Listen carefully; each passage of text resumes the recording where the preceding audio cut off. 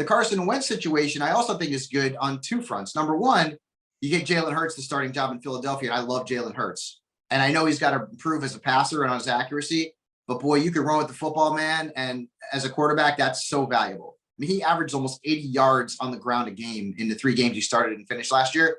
And if he can run for 800 yards and 4 or 5 touchdowns, he's almost guaranteed to be a top 12 quarterback, even if he stinks as a passer, because he'll still give you 3,000 to 3,200 yards and maybe 18 to 20 touchdowns as a thrower.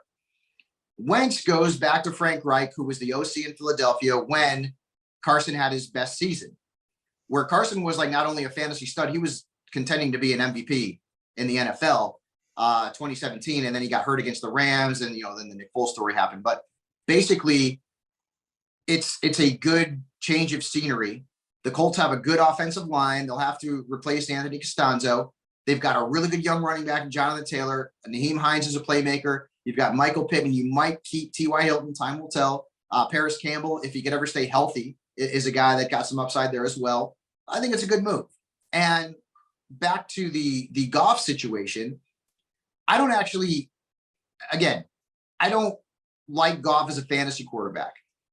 But Goff, during his time with the Rams, had some really good receiving options from a fantasy perspective. Robert Woods is very good. Cooper Kupp was elite a couple of years ago.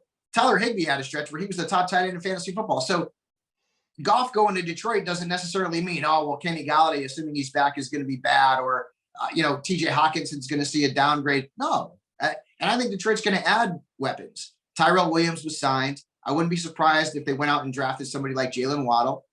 You've got Hawkinson, you've got DeAndre Swift. That offense could be pretty fantasy friendly, especially assuming the defense is not going to be good, which means Goff's going to be throwing the ball in the second half to eliminate deficits. So far, those 3 moves, I think all of them are positive on some level or another.